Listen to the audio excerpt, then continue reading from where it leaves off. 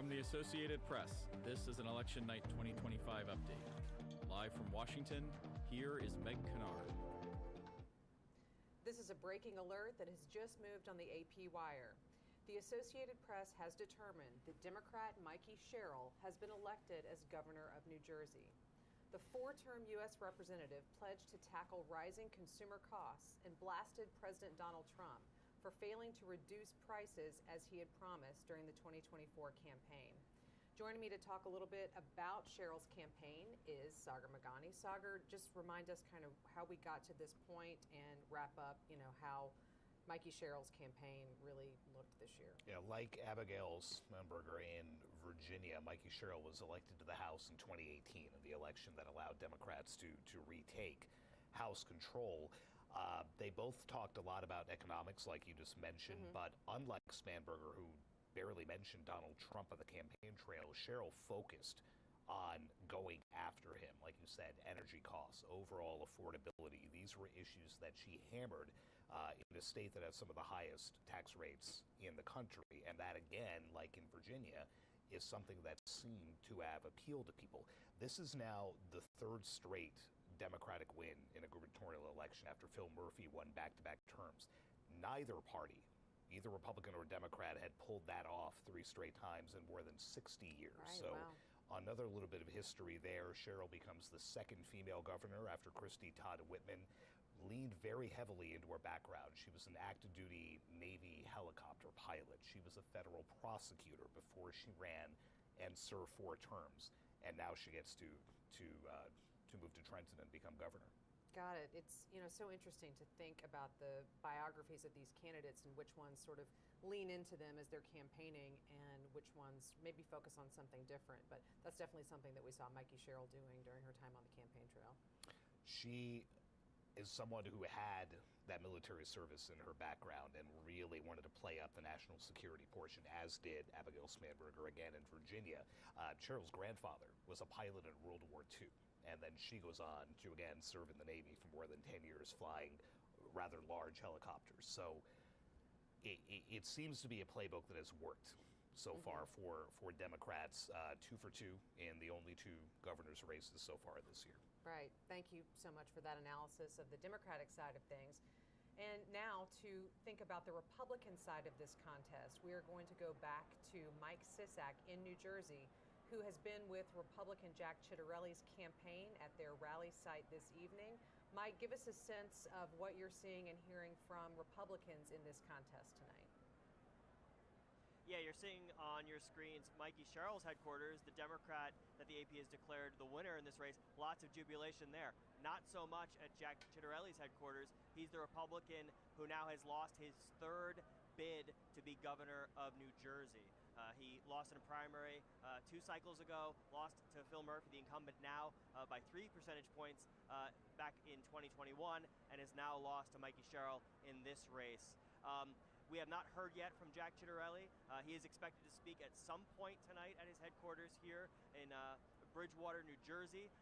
But already you have some glum faces in the crowd, people checking their phones, refreshing results, looking at the race call from the AP and other news organizations. And you have what was initially a festive mood turning quite dour. People still trying to make the most of it, conversing with friends, having some drinks, and waiting to hear from Jack Ciattarelli. Also, inevitably, the questions start to come out about what went wrong.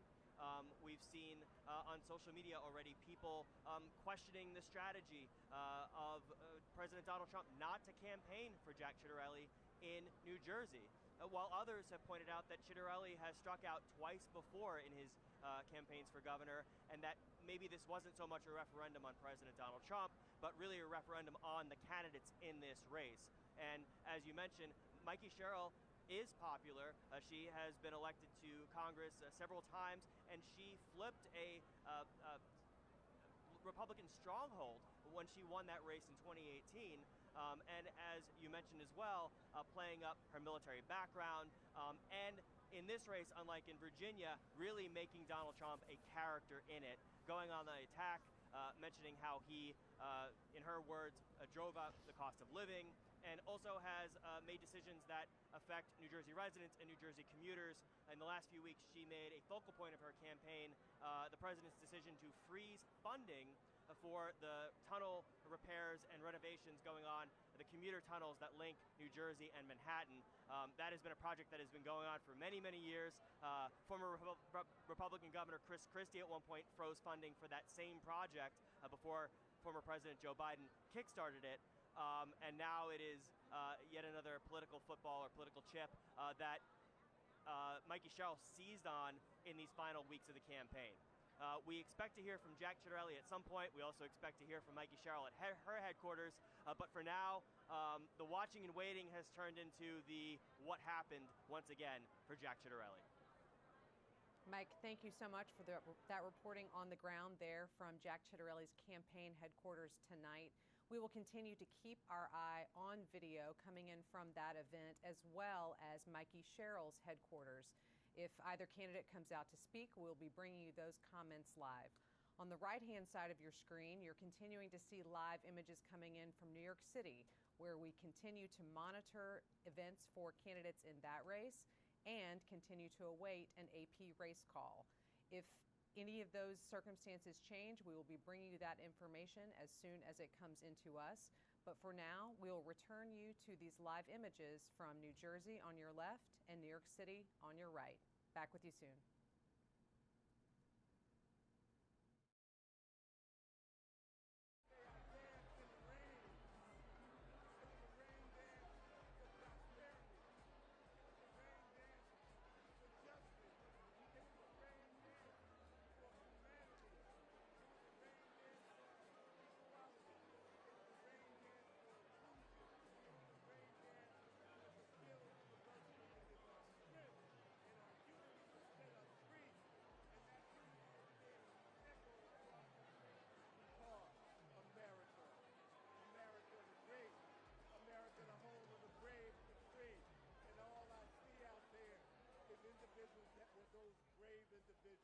That stood up against the tyranny of Donald Trump.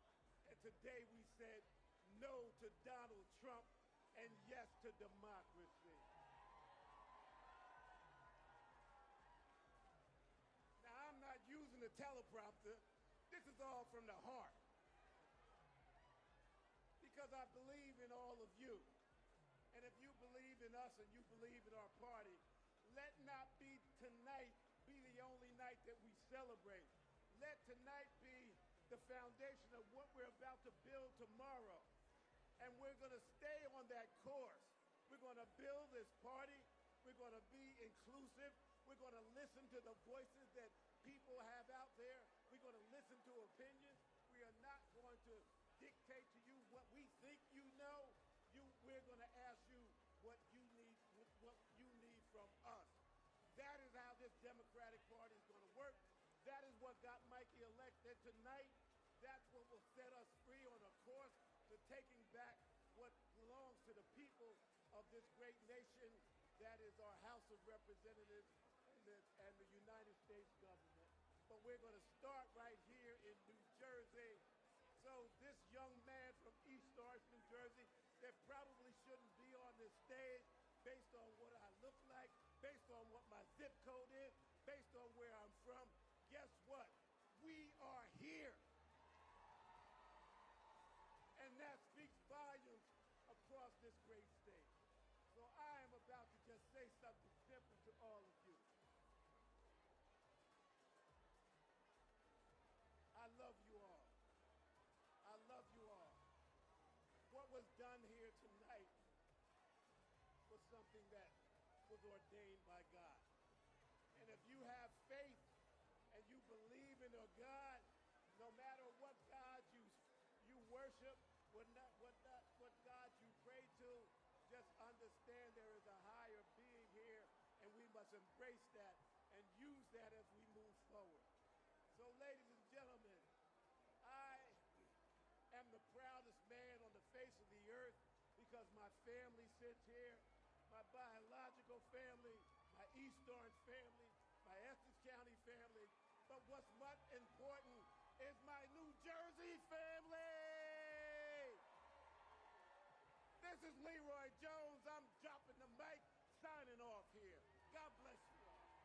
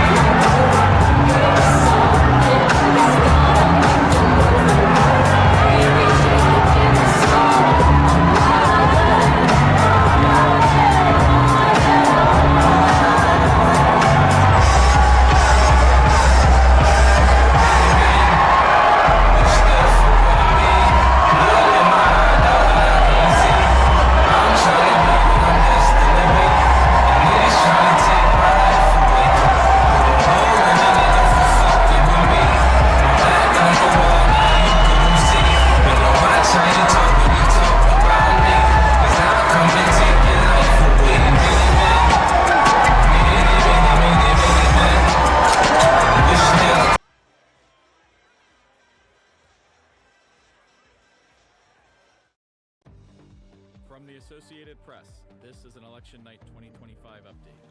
Live from Washington, here is Meg Kennard. This is a breaking alert that has just moved on the AP wire. The Associated Press has determined that Democrat Zoran Mamdani has been elected as mayor of New York City. The 34-year-old and his campaign has come to symbolize the more youthful and progressive wing of the Democratic Party. Joining me to talk about this race is Sagar Mamdani. Sagar, so again, this is the big race that we've been watching all night. We've been watching the live video coming in all night from people gathering. But now that we have this race call and AP has declared Mamdani as the winner in New York City, what can we see there and how do we think that this really is couched in tonight's overall results? Yeah, this was really a generational and ideological race. Here you have Mamdani at 34, who will now become New York's youngest mayor in more than 100 years, against Andrew Cuomo, the once disgraced governor who claimed he was ready to do this from day one, obviously a knock at the younger Mamdani, who describes himself as a socialist, a democratic socialist. This now plays into a lot of thinking that Democrats really do need to embrace that wing of the party to make themselves more relevant. But then when you look at the two governor's races that have been decided in Virginia and in New Jersey, both of the winners there ran as more centrist Democrats. So it's a really interesting dichotomy now for the party, where you've scored these three big wins going in two totally opposite directions. But Mamdani's campaign, you know, a young guy, very digitally savvy. It was entirely focused on how expensive it is to live there. And he put out some ideas about how to make things cheaper that electrified a lot of folks, that turned off a lot of folks. It infuriated President Trump, who threatened to arrest and deport him. He was born in Uganda. He is an American citizen, so you can't just arrest and deport him. But that was the kind of rhetoric that we heard. And New York is the nation's biggest city. It's always going to get attention. This race just took on a life of its own. And, no one had heard of Zoran Mamdani a year ago. 33-year-old state lawmaker has now been elected the mayor of America's biggest city. A stunning ascent for him there. Absolutely. And I want to talk in just a minute about some of the contrasts with the other major contests we've been tracking tonight, which Democrats have also been declared winners in. But if you are just joining us, just an update on where we are on this election night. The Associated Press has determined that Democrat Zoran Mamdani is the winner of the New York City mayoral race. Again, that is the major contest that we are watching tonight. As Sagar just noted, it is America's biggest city and is really one that has drawn attention, not just from journalists and politically interested people here in the United States, but also globally, given the position that New York City has, economically speaking, culturally speaking, as well as politics, the former home of current President Donald Trump, who often weighs in on circumstances that are happening there in New York City, although he now is currently in the White House and technically a resident of Florida.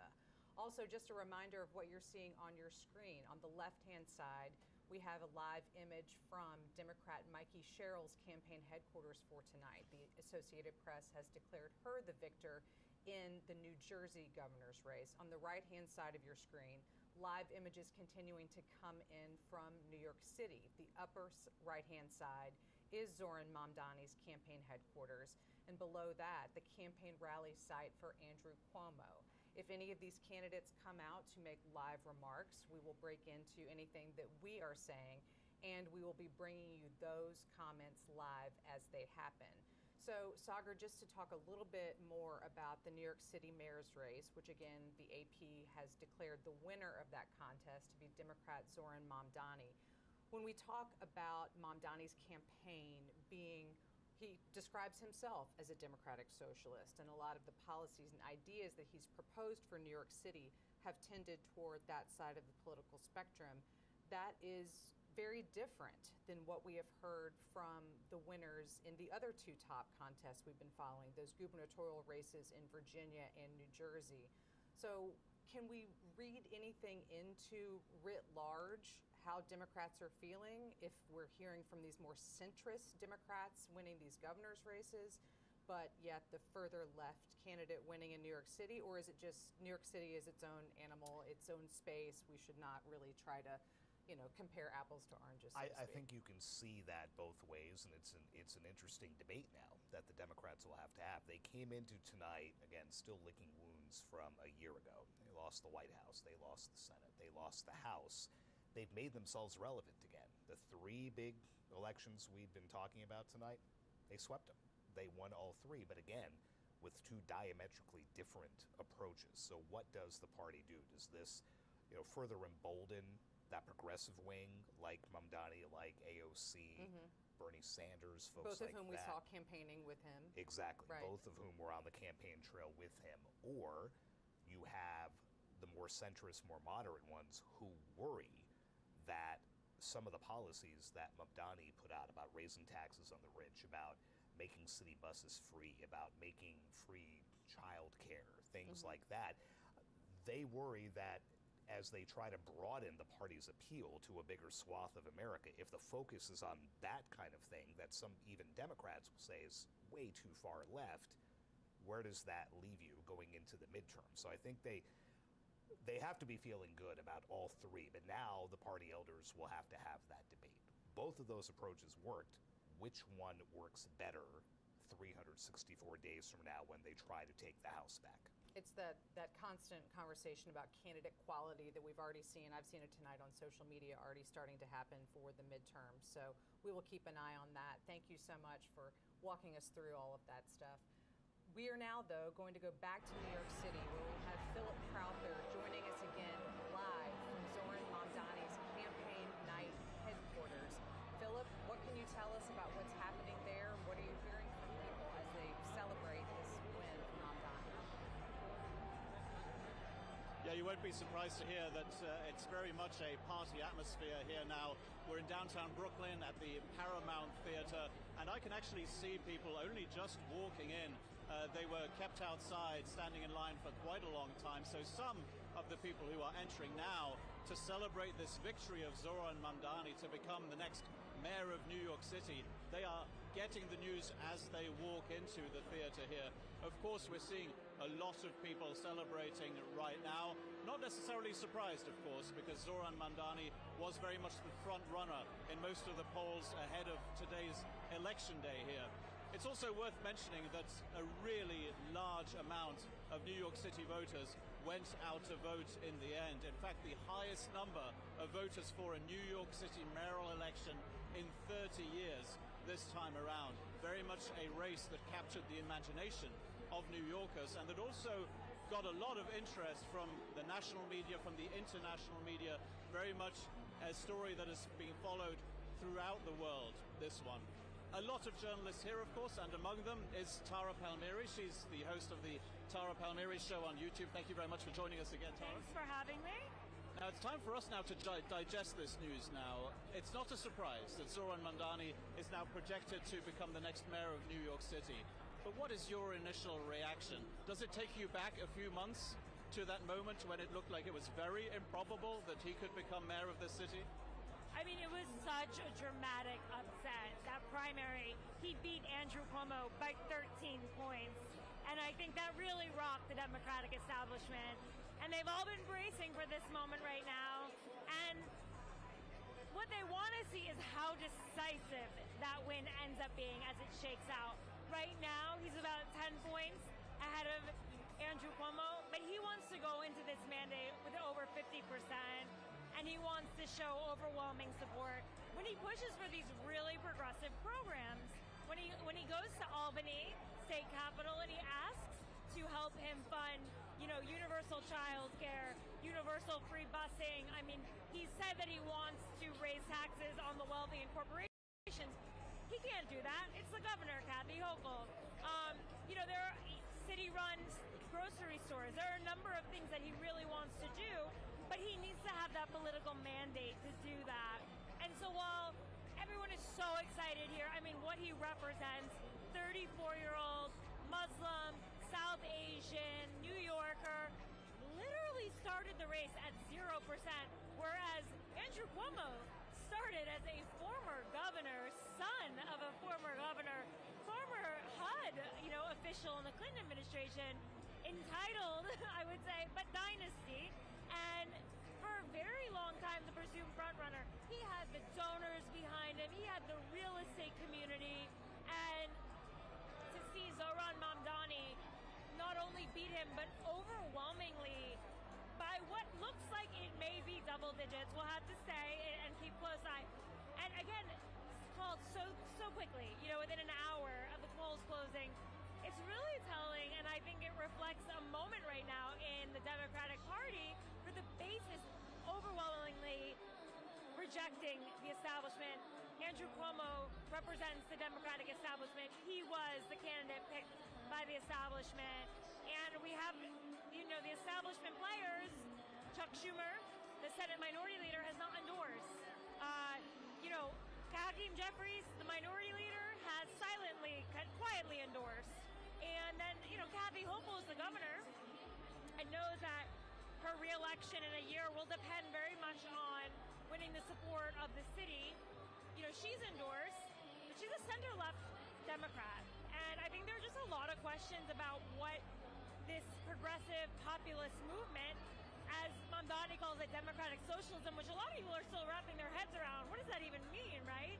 What does that mean for the party? Can that exist in New York City and Ohio? How does the party separate itself in the midterm elections in a year from now? Is he just going to become the poster boy for the Democratic Party that the Republicans will use as a foil? Will President Trump target him in his, in his ICE initiatives and his anti-immigration initiatives? Then there are the clashes over Israel, and there's just so much tension. There's going to be so much clashes to come. This is going to be an administration to watch.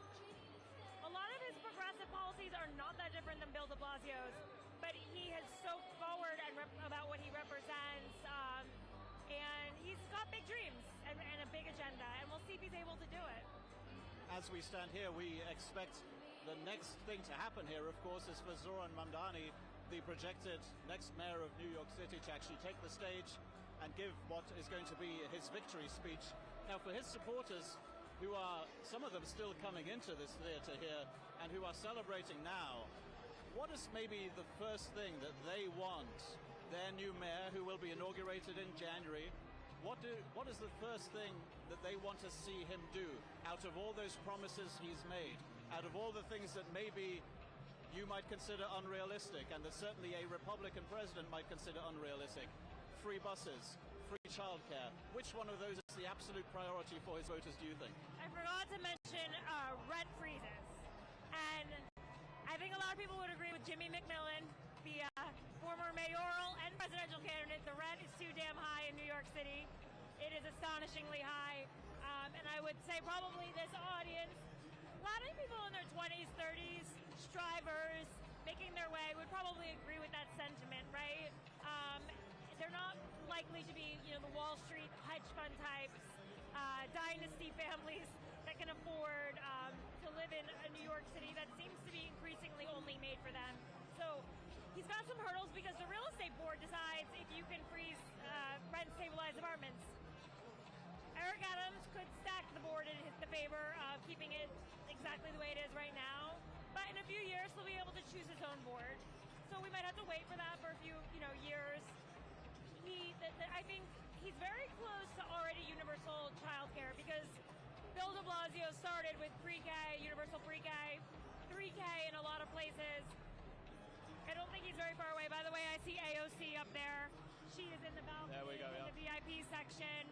AOC being Representative Alexandria Ocasio-Cortez of New York. She's right up there. One. So I saw Cynthia Nixon earlier. She's another populist, progressive star in the party right behind us over there, Hassan Piker. But yeah, I think there's the universal busing. I mean, it costs about $800 million a year, but in a $20 billion per year budget, it's not like that much money, Some have pointed out that they've been able to give subsidies to Elon Musk bigger than that, so maybe there's some private-public partnerships.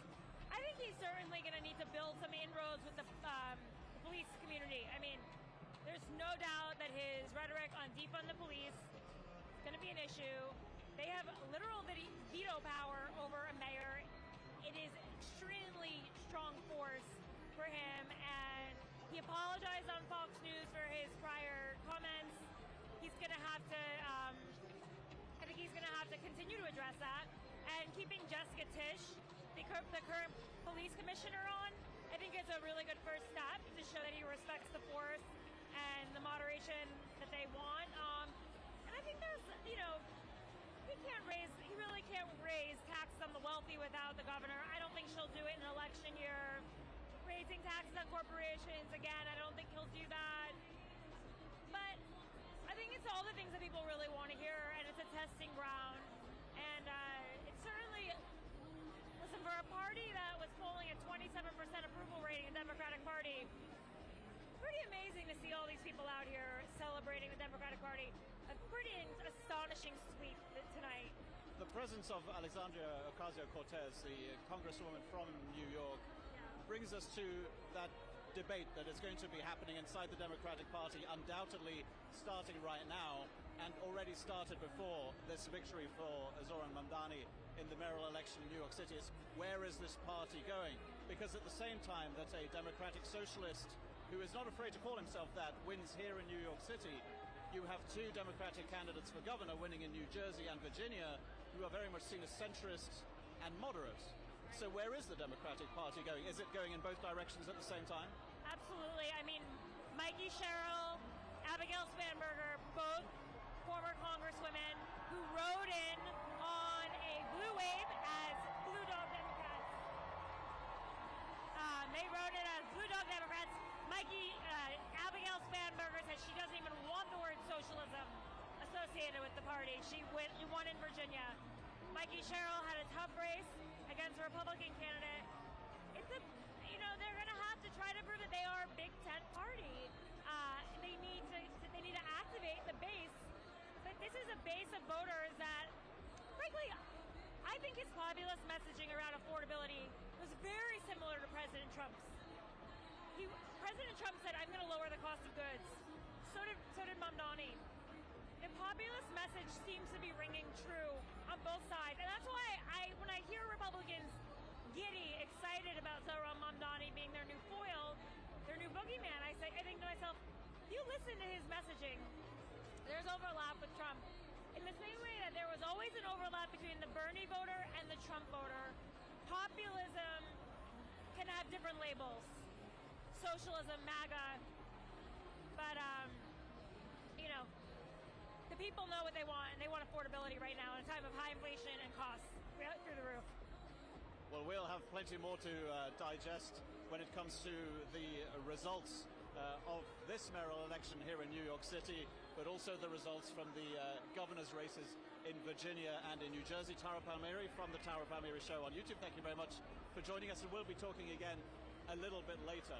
What we're expecting now, of course, is the next logical step. That is the presence of Zohran Mamdani. It's still the 34-year-old member of the New York City Assembly who has just been elected mayor of New York City. He is, of course, now expected to take the stage that you can see behind me. His supporters now here present in their, well, at least hundreds, possibly a few thousand. We expect them to listen to his victory speech pretty soon indeed, and we'll, of course, bring that to you live. Thank you, Philip, for those updates from the ground there at Zohran Mamdani's election night rally. We will certainly be keeping our eye on the video. And for those of you following along with us, as soon as Mamdani takes the stage to make his remarks, we will be bringing those to you live. So make sure to keep an eye on the 4 boxes that you see on your screen, Mamdani. And then also, we were awaiting comments from Mikie Sherrill, recently declared the winner of the New Jersey governor's race. So we will also bring you those comments if we see them, but also Mamdani, awaiting him, expecting him to speak to supporters relatively soon. On your screen, we'll be leaving you with images coming into us from Denver, where votes in that state of Colorado are being counted this evening. We will bring you any news and updated AP race calls as we get them. But for now, we will return you to these live images. Thank you. See you soon.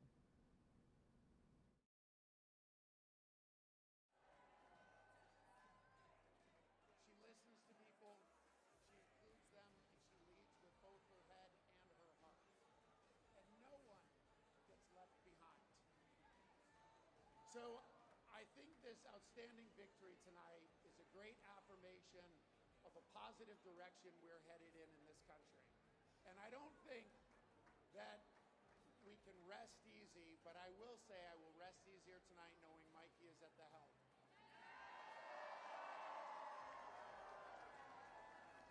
All right, New Jersey, so let's get excited, let's get inspired, and let's get loud. Ladies and gentlemen, please welcome the next governor of the great state of New Jersey, Mikie Sherrill.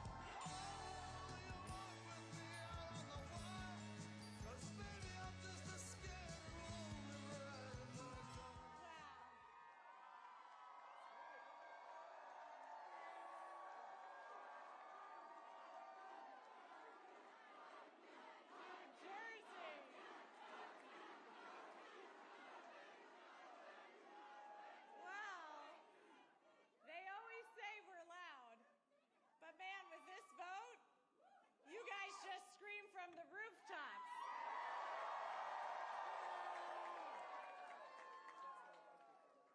And people around the country have heard you.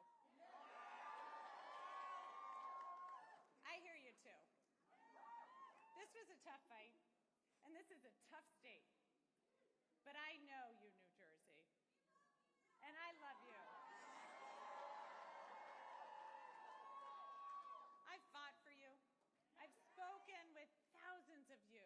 this last year. I know your struggles. I know your hopes. I know your dreams. So serving you is worth any tough fight I have to take on, and I am incredibly honored to be your next governor.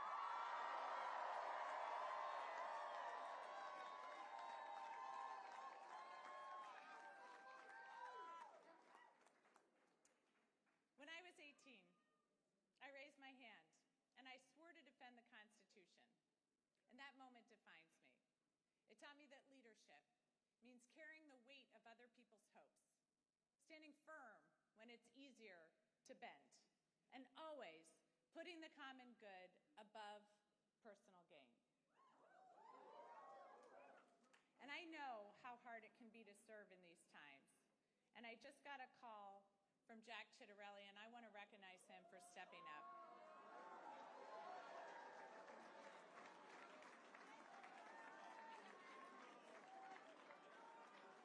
And all of you know, I love our history, and our state motto has always stuck with me.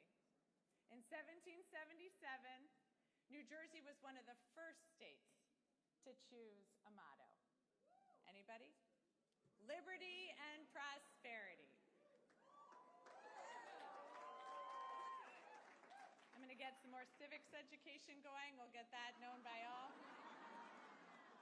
But it was a demand for freedom from oppression and a commitment to creating better opportunity and a better future. That idea has defined us for almost 250 years. We fought for liberty at the crossroads of the American Revolution, turning the tide for our young nation at the battles of Trenton and Princeton.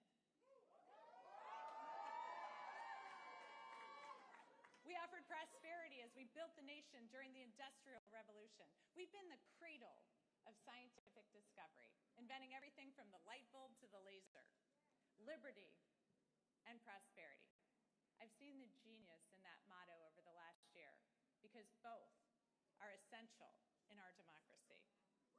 And as the president is backing away from this ideal, cutting SNAP, ripping away health care, terminating Gateway, we here in New Jersey are bound to fight for a different future for our children.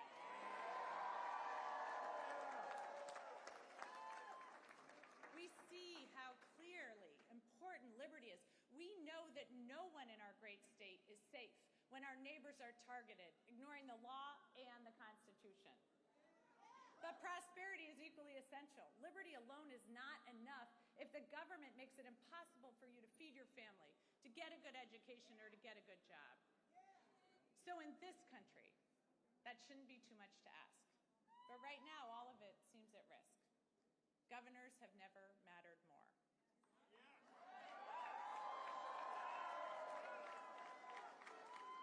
And in this state, I am determined to build prosperity for all of our citizens. And I've heard from thousands of you about what liberty and prosperity mean to you, what it's going to take for your family to thrive. So I hear you, Newark. I'm going to work with communities from the ground up so all of our neighbors thrive.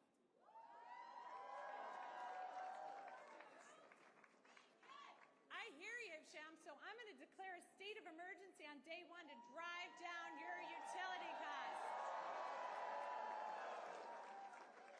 I hear you, Westfield, so I'm going to make sure our kids are safe online and schools have the resources they need to address the mental health crisis. I hear you, Jersey City, so I'm going to hold government accountable, balancing individual liberty with collective responsibility, ensuring people are safe, healthy, educated, and free to pursue their dreams. I hear you, New Jersey. Good government doesn't just manage problems, it solves them.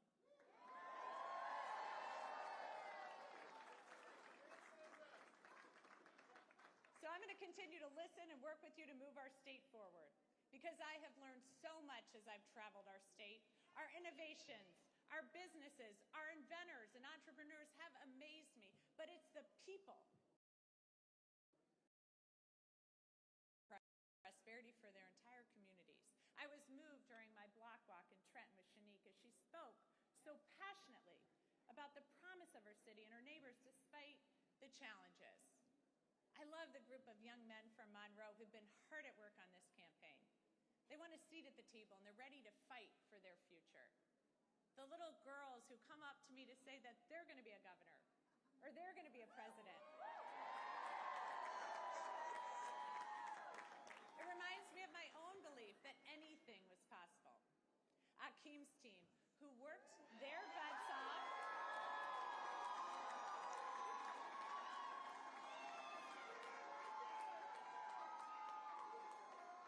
knocked over 60,000 doors.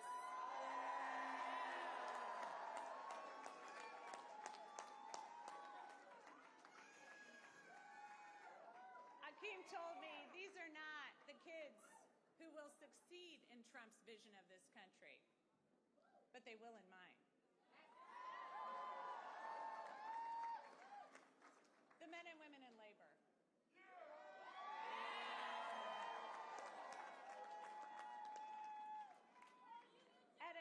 Union jobs at a time when our economy is set up to make it harder and harder for working people. You know what? They don't just fight for their brothers and sisters in labor. They fight for all of us. For working families everywhere, so everyone has a shot. So thank you. Thank you to each and every person here tonight and across the state who's worked hard over the last year. Thanks to the thousands of volunteers who made millions of calls, texts, and canvases, to everyone who's ready to stand and demand a better future for our kids and our families. To my running mate, Dr. Dale Caldwell.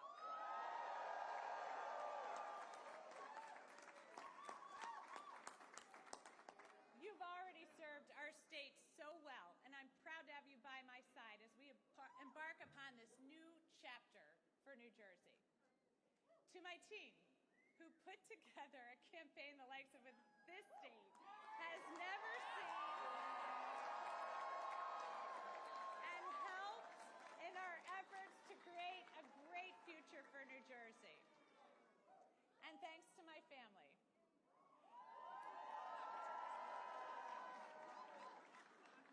who put up with missed soccer games, lacrosse games, football games, volleyball games, swim meets, and rugby games, all to put up with this, so thank you. And a special thanks to my husband, Jason.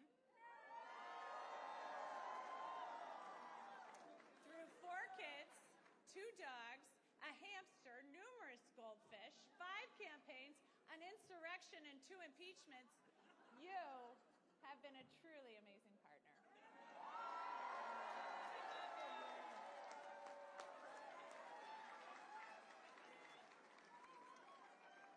So thank you to everyone who's joined me in fighting for a better future. I know these are tough times. I know not everyone voted for me, but I'm working for everyone. Every single one of you. When we all do better, we all do better. So tomorrow begins a new day. And at each new day in New Jersey, the sun rises over the Statue of Liberty, a daily reminder of her promise. Give me your tired, your poor, your huddled masses yearning to breathe free.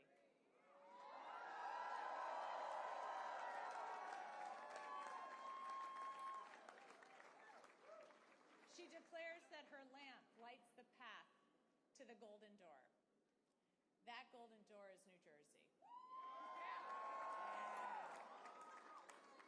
It always has been.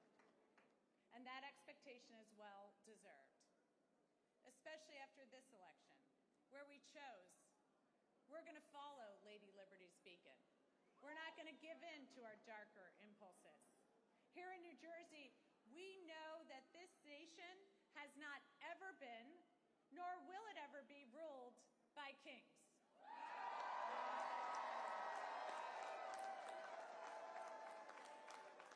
We take oaths to a constitution, not a king. We've chosen liberty, the very foundation of democracy, and we've chosen prosperity necessary to create opportunity for all. So New Jersey, to quote the boss, future is now. Roll up your sleeves, let your passion flow. The country we carry in our hearts is waiting. Thank you, New Jersey.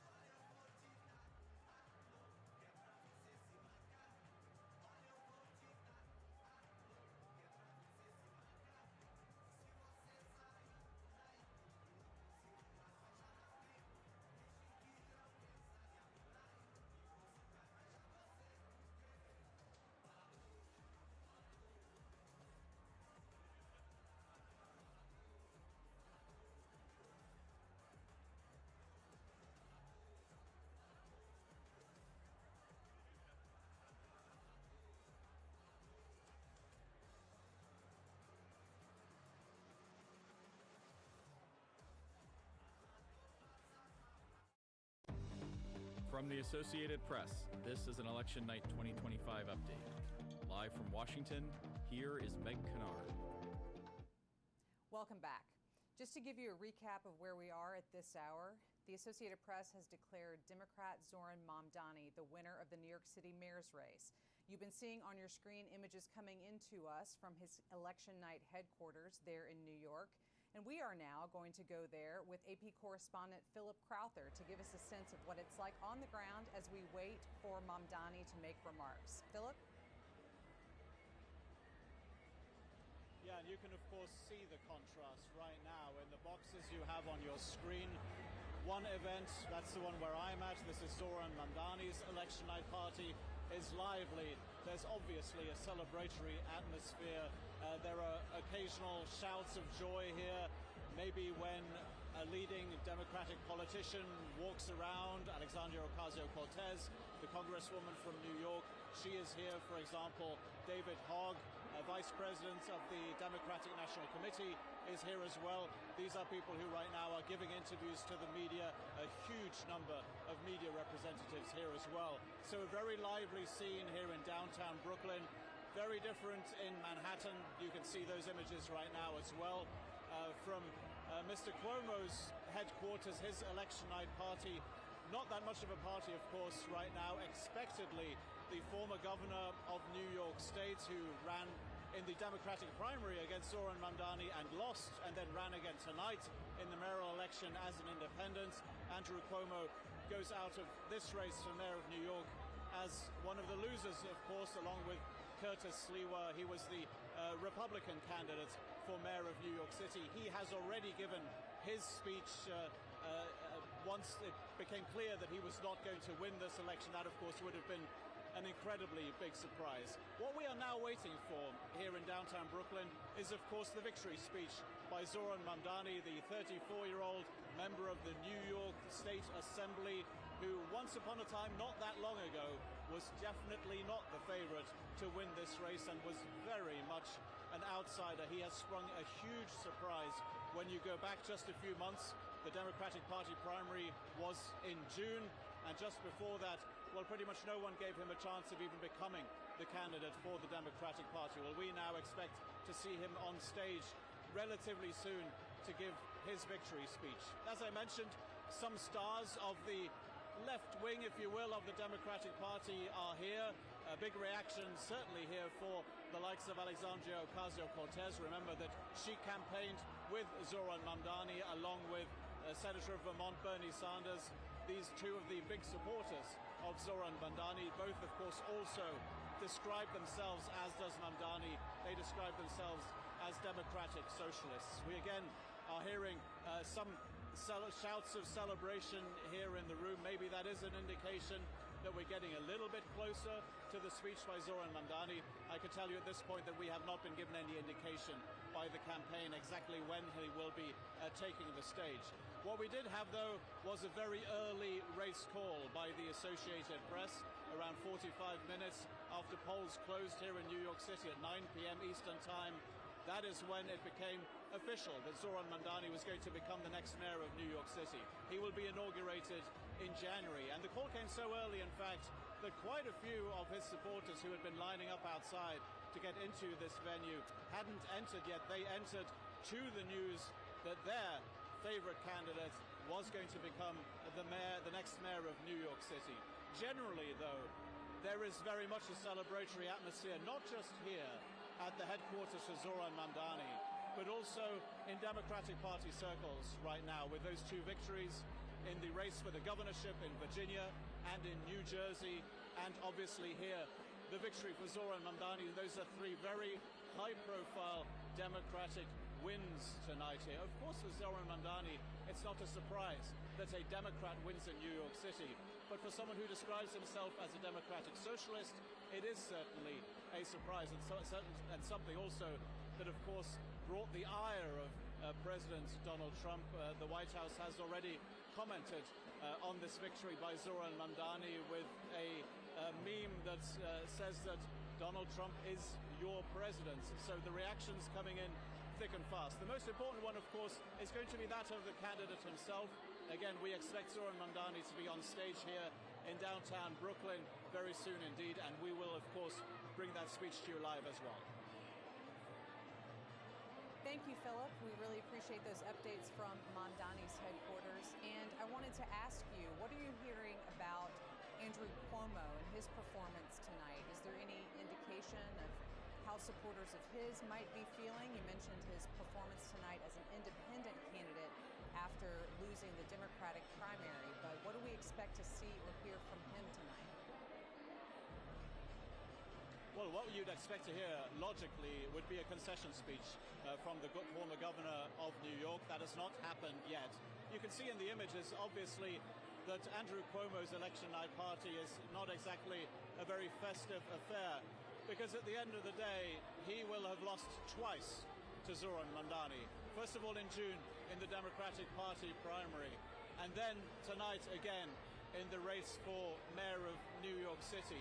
We don't yet know what exactly the difference will be, the percentage difference between the two candidates, but it looks like this is going to be a pretty handsome victory indeed for Zoran Mamdani.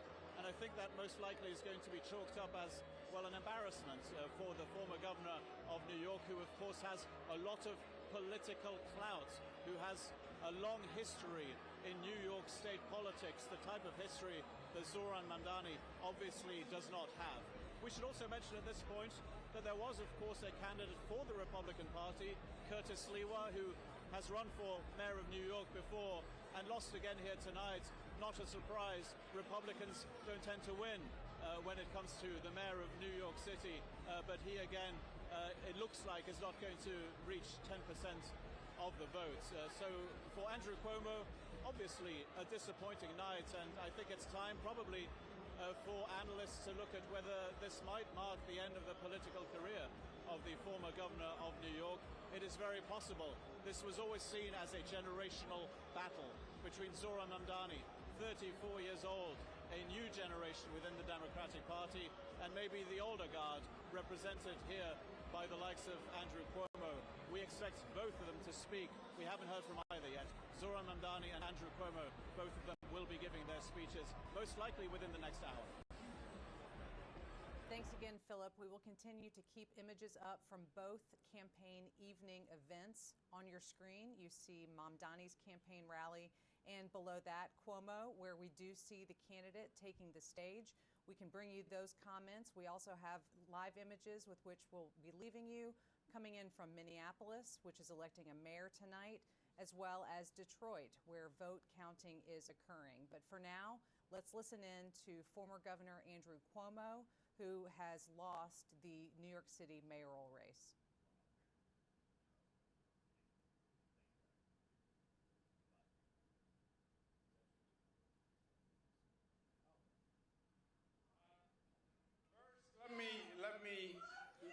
I love you too. I love you too.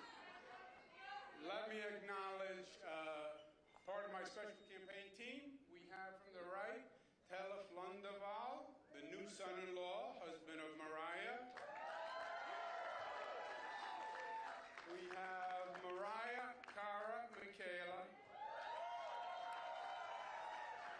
I want to thank our campaign chairman, Bill Mulrow, our great campaign manager, Greg Goldner. I want to thank Mayor Adams, who stepped out of the race to make us more competitive, and that was a very gracious thing to do. I want to thank Mayor Bloomberg, who gave us his support, Governor David Patterson, all the unions, and I am blessed. I am blessed to have the people in this room. You have been a phenomenal team, great friends. You are superstars. Even more, you are New York patriots, and I am proud of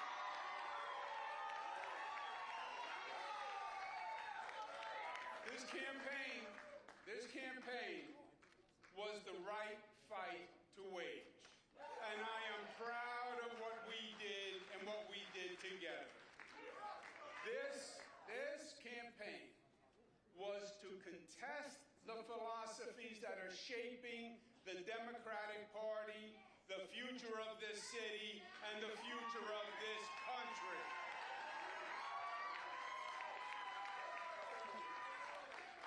And this coalition transcended normal partisan politics. It brought together Democrats and Republicans and independents, joined by the simple fact that their first allegiance is as citizens of New York City.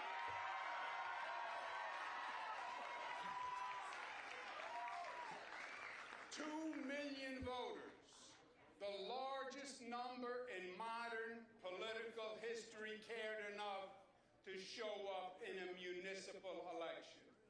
And 42% voted for us on an independent line.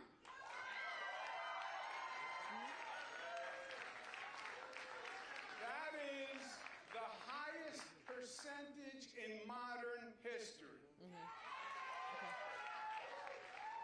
Ironically, it is just higher than when Mario Cuomo got 40% on an independent line against Ed Koch in 1977. It's also important to note that almost half of New Yorkers did not vote to support a government agenda that makes promises that we know cannot be met. We support an economy of jobs, of opportunity, of entrepreneurship. That's what New York is, and that's what New York must remain.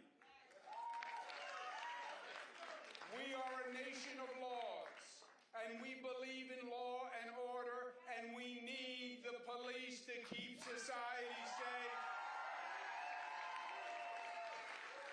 We will not make the NYPD the enemy.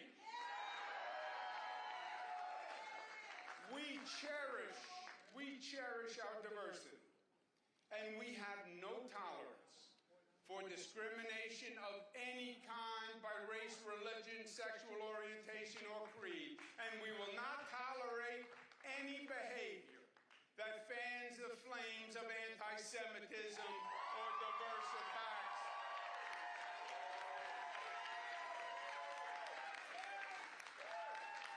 Our strength is our unity. Black, white, brown, Christian, Muslim, Jewish, Buddhist, we are one. We are the family of New York. We believe in interconnection and mutuality and codependence. And you attack one of us, you attack all of us. That is what it means to be a New Yorker. No one and nothing will ever divide us.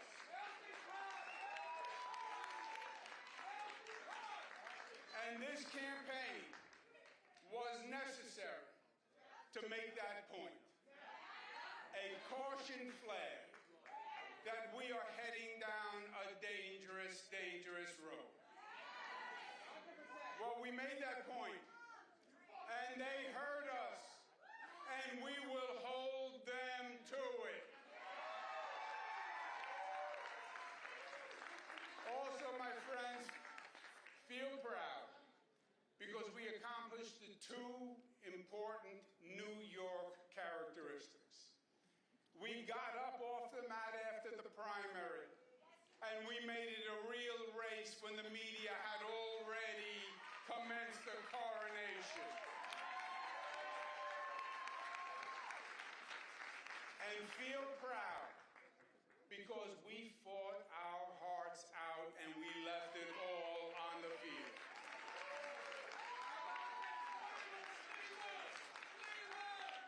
Congratulations to Mamdani.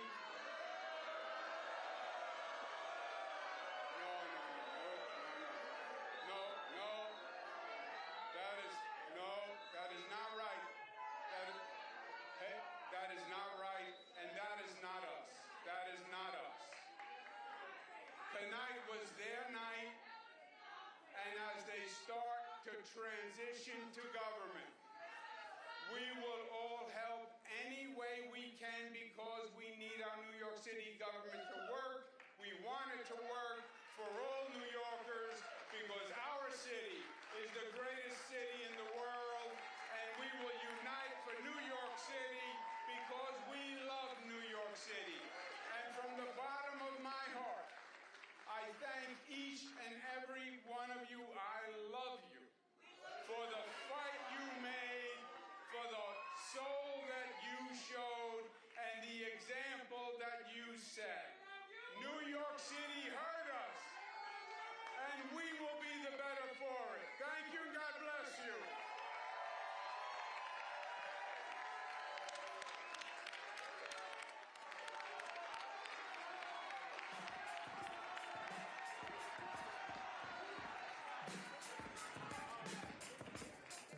Yeah, I'm out at Brooklyn. Now I'm down in Tribeca, right next to the Narrow. But I'll be hood forever. I'm the new Sinatra. And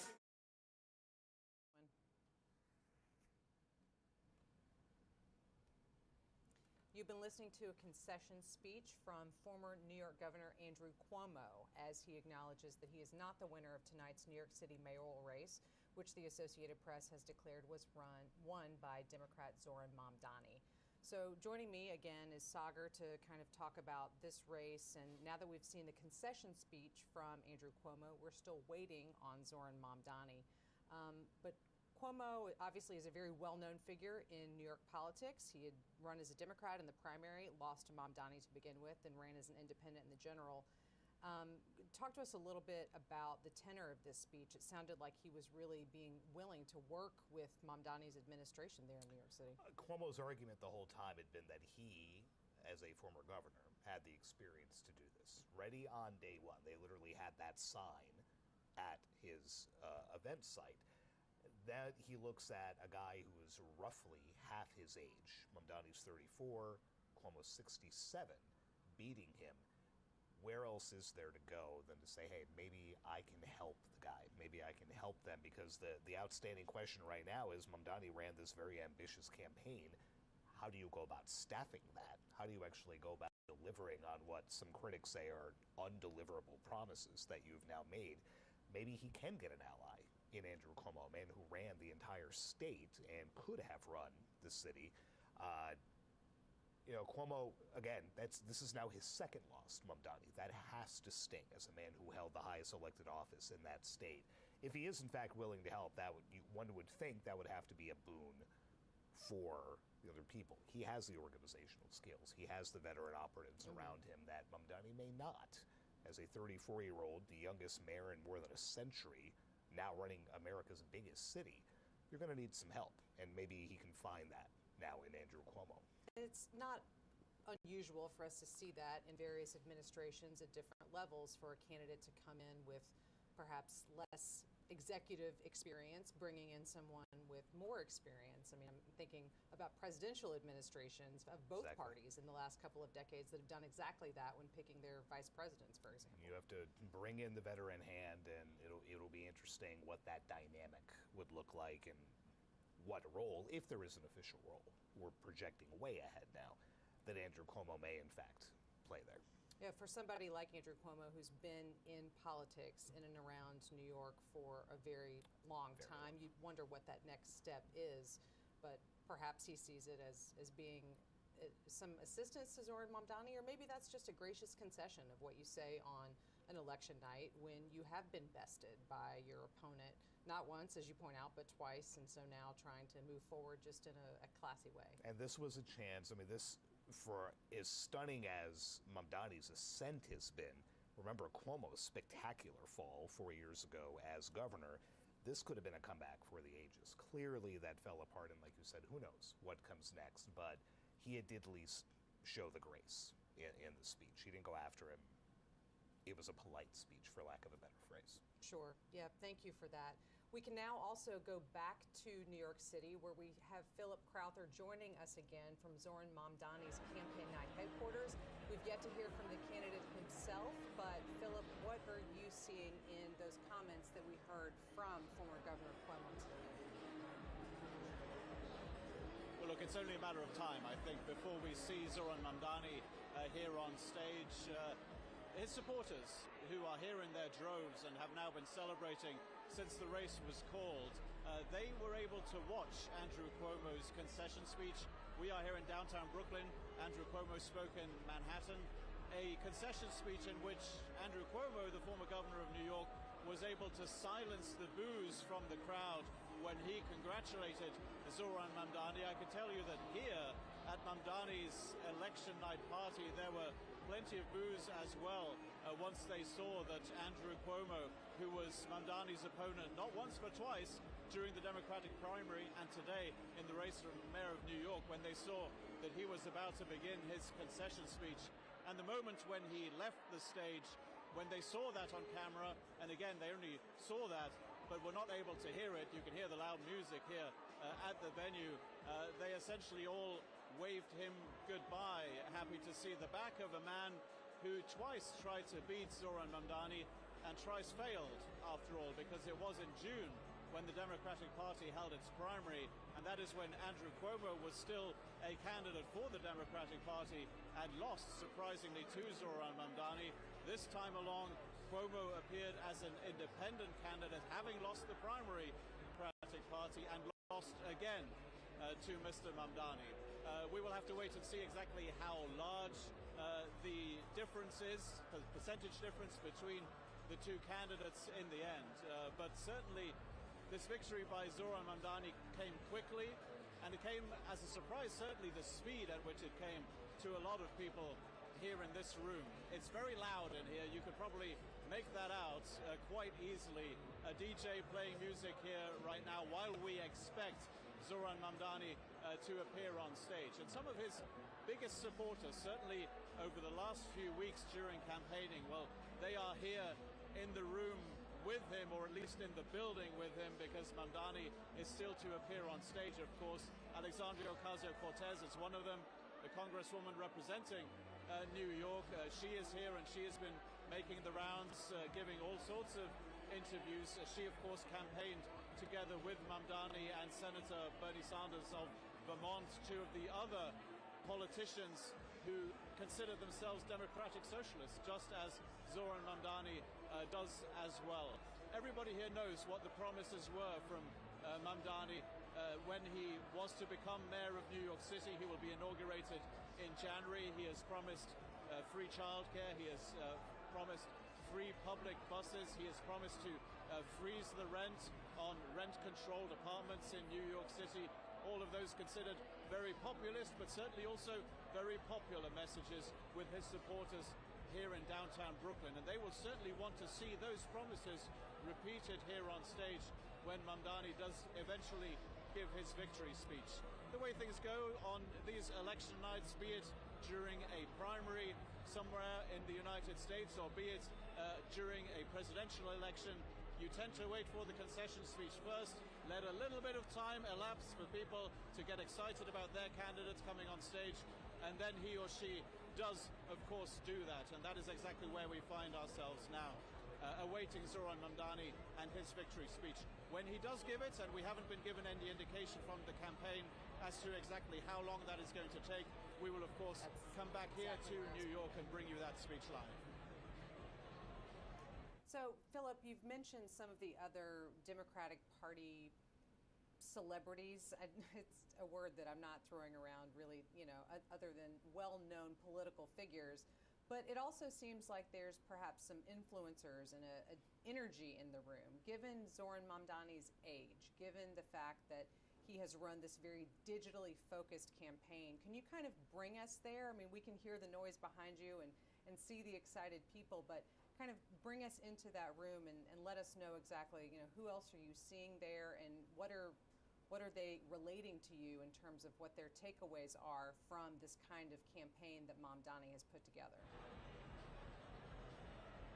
Well, I can certainly tell you that it's a very diverse group of people who are here in the room to see Zohran Mamdani's speech. Probably a very fair reflection of the people who supported him in this campaign and ended up voting for him as well for mayor of New York City. When you take a walk around here at the Paramount Theater in downtown Brooklyn, you see a lot of those supporters embracing each other, celebrating, of course, as well.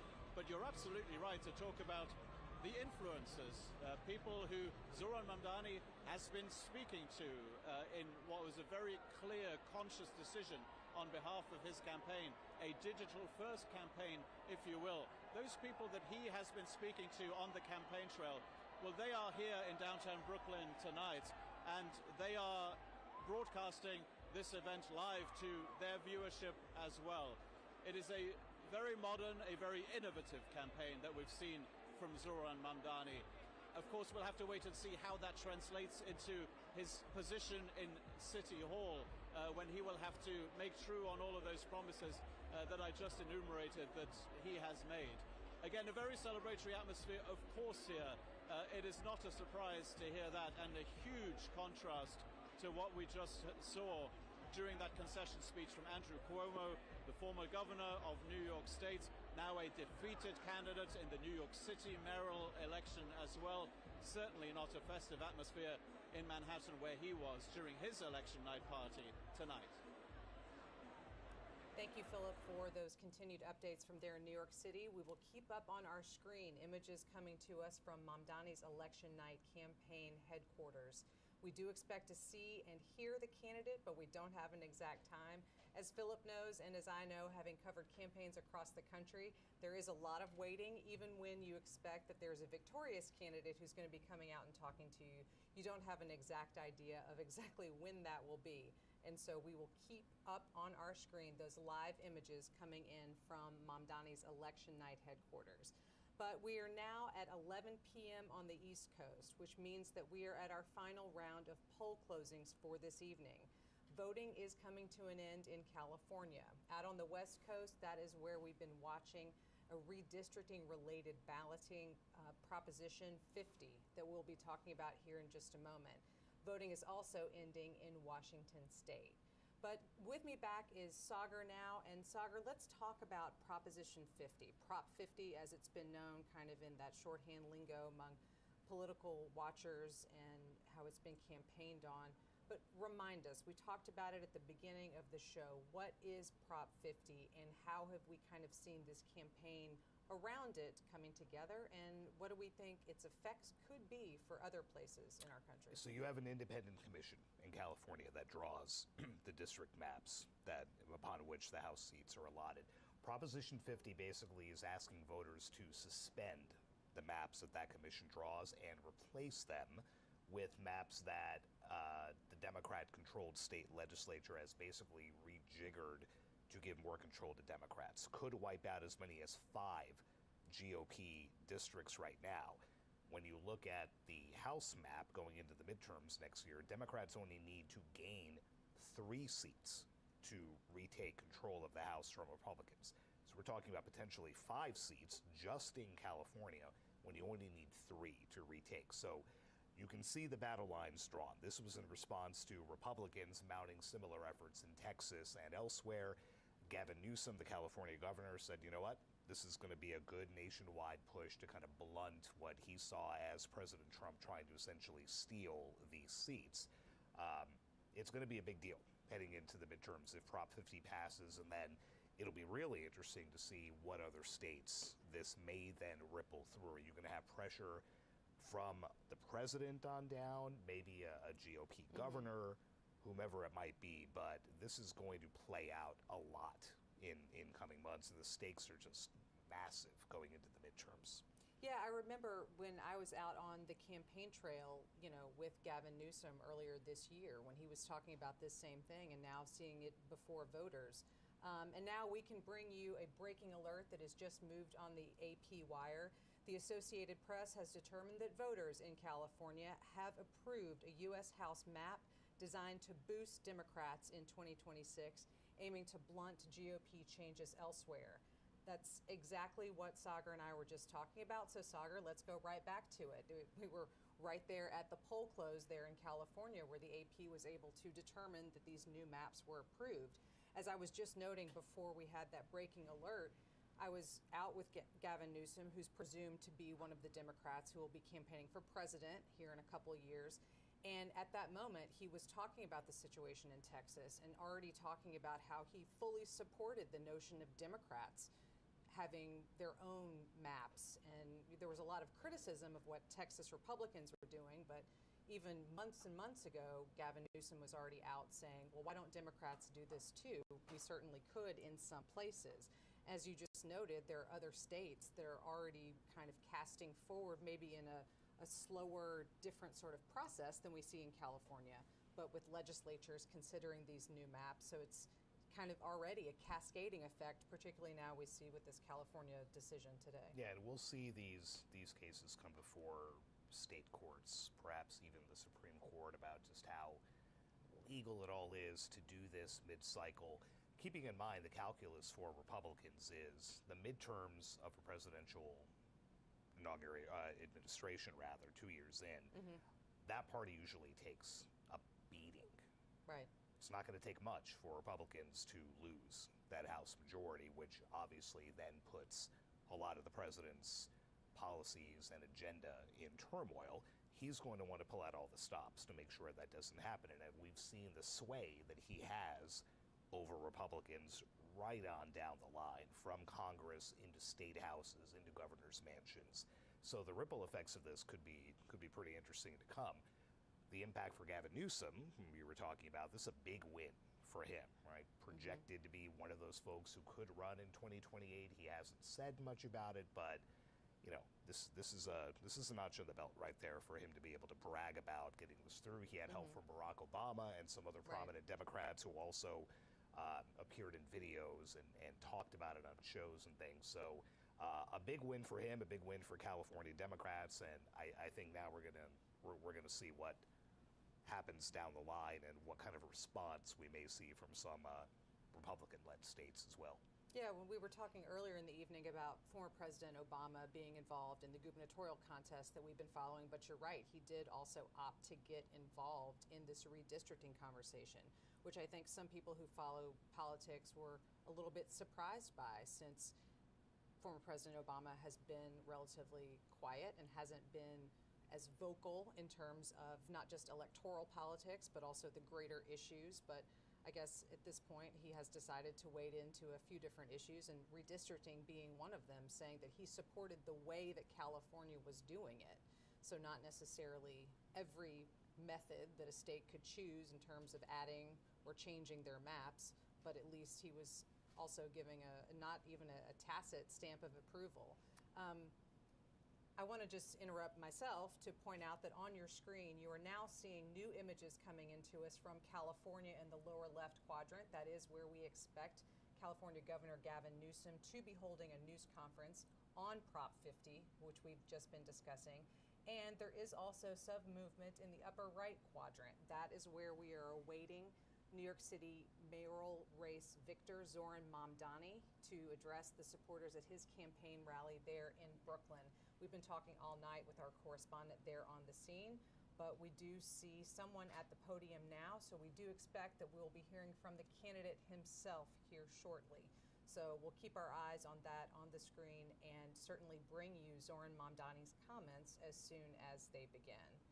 So, Sagar, thank you for this analysis that we've been discussing about these redistricting vote that we've seen tonight in California and the other places where we've seen it happening. But there are no other states that are at that same stage in terms of having what they've been doing in California. At least there's legislative debates, right? But nothing that's actually before voters. Nothing that's come to fruition like this, that has been presented to voters in and of itself, standalone in a special election, that has gotten anywhere near this type of, I mean, Barack Obama's 30-second video pushing for it a month ago, you know, raced through social media. So, you know, they brought out the star power for that, and getting back to what you said about former President Obama, relatively low-key, you know, kind of playing post-presidency like George W. Bush has, not getting involved, not speaking out about a whole lot of things, unlike Donald Trump for those 4 years, very much like Joe Biden now. But, I mean, to give you a sense of what Obama has been like lately, he even pulled out one of the old greats when he was campaigning over the weekend in the governor's races. Don't boo, vote. And the place went nuts. Right? Vintage 2008, 2012 Barack Obama trying to get Democrats energized again, and I think we're going to see a whole lot more of that. What was that math again? 364 days. 364 days till the midterms, and we'll be back and do it all again. Thank you. We'll set our calendars and set our clocks now. We are going to return you to that live video that we've been talking about coming in from Zoran Mamdani's campaign election rally this evening. So we will leave you with those live images and be back with you soon.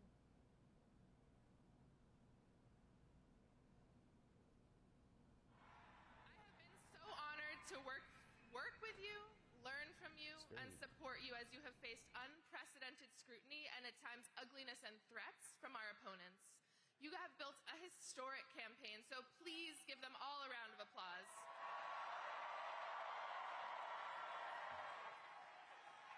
And please join me in celebrating the person who has been Zoran's right hand from day one, whose deep commitment to our movement and care for our people has infused every part of this campaign from top to bottom, and without whom we would not be here tonight, Elvis Church.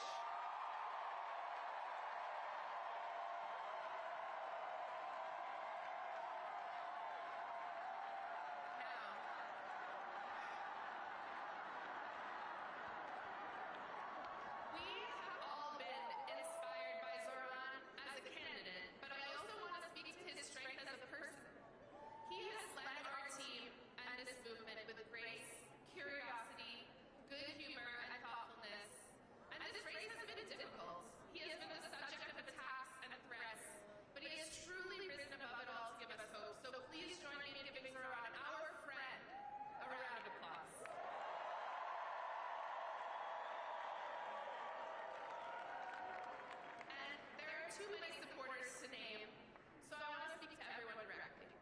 Please raise your hand if you have given to this campaign, whether that is time, labor, knocking a door, hosting an event, creating art. And if you are one of the tens of thousands, this is beautiful, and if you are one of the tens of thousands of people who contributed but cannot be with us tonight, this is for you as well. You have made history. You set unreachable goals and then exceeded them. You believed in this city and believed in each other. And you achieved something that people will speak of for decades to come. You led with kindness and compassion. And most importantly, during a time of despair and rising fascism, you decided to fight for someone that you don't know. So thank you.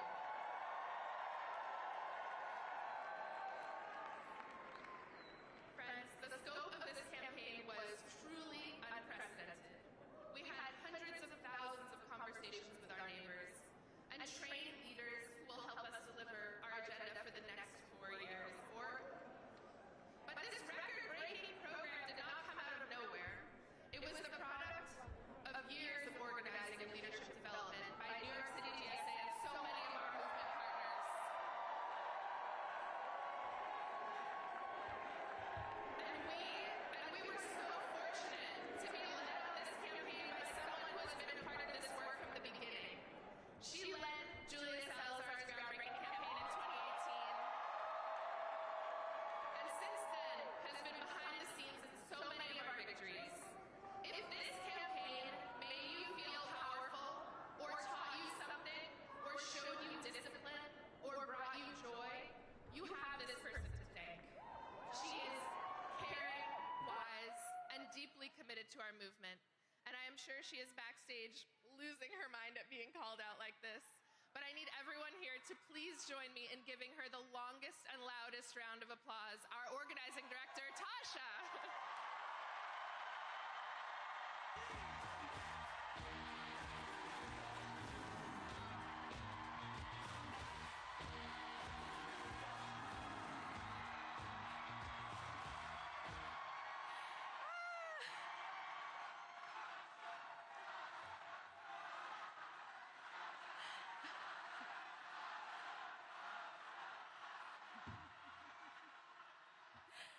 Thank you.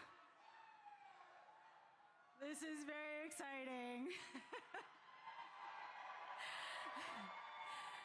Thank you, everyone. I'm Tasha, and I've had